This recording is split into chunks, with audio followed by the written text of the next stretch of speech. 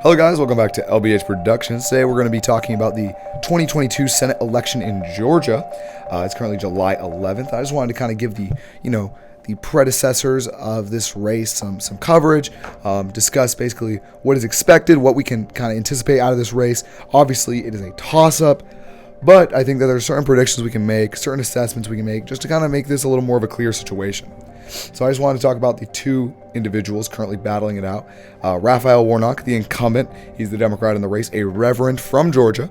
He's facing off against the challenger, Herschel Walker, a former NFL player, Heisman Trophy winner back in college, and now the Republican Party's nominee to overtake him, Warnock, that is. He's Trump endorsed. He easily sailed to victory in his primary, and he actually is he's only lost his lead in this race one time, and that is really today. He lost it just recently on July 8th, with a flurry of polls coming out showing that Warnock actually has, he's coming out of his shell with this, previously Warnock had almost a 6-point lead at one point in this race back in April 20th. It shows that Warnock is actually kind of overcoming this. There was even a poll that was done by Herschel Jr. Walker, the actual candidate, and it was an insider poll where they are actually even in this race. That says something. Typically, candidates will only release polls that are favorable. You even see this with a Democratic-run poll showing Warnock 4 points up. Obviously, that's to be taken with a grain of salt, but when the Republicans' own poll shows a more even race, that is concerning for the Republican candidate. It also shows momentum for Raphael Warnock. This comes after a flurry of controversies with Herschel Walker. He's reorganizing his campaign a bit. The South does love its football, and Herschel Walker is a strong candidate. Being Trump endorsed, I could see him very powerfully, uniting this Republican coalition. However, with this Democratic, candidate, Raphael Warnock, he is a contender. He beat a former, Republican senator from Georgia, which is not easy as a Democrat. Granted, that was a wait year, and I want to, emphasize that a lot.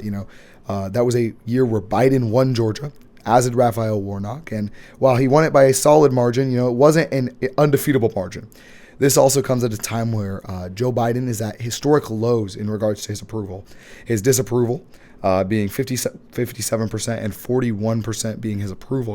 Obviously, this is federally, this is nationwide, so you got to imagine what that's going to be in Georgia. The concern with Raphael Warnock is obviously being too closely affiliated with Joe Biden. He's a Democrat, and in a state that is very Republican, it would not be so hard for Walker to kind of imply that Raphael Warnock and Joe Biden are one and the same policy-wise. And in a state where Joe Biden is not so loved, that could be a concern. Raphael Warnock, he does have some advantages. Herschel Walker is not scandalous and has just actually recently found out, this was published by NBC News, that essentially Herschel Walker had 3 unrecognized children that he was not acknowledging to be his own. Once that came out, there was a Quinnipiac poll that found Warnock leading by 10 percentage points. As it says in this article, I and most people agree that this race is largely closer than that. Definitely not a 10-point lead for the Democratic candidate, but seeing numbers like that just after a controversy is definitely something to pay attention to, especially because if we look at the polls over here following that, you did have a +4 Warnock poll. Now, I want to make clear that Data for Progress found that, with a B-rated poll, that Walker was up 2. So to say that this is not competitive or to say that this is truly representative is probably unlikely and unreasonable. Quinnipiac is highly rated, and, we should pay attention to numbers like this, but I really highly doubt Warnock is that highly rated, and it's good to average these things out. But for me to say, potentially that Warnock does have a lead or that we could expect, Warnock to make this race competitive, I think that's very, very likely. I really would not put Georgia in either column right now as far as leading goes. I would put this as a real, true toss-up. We have found time and time again that Raphael is a very powerful candidate, even being a Democrat in Georgia.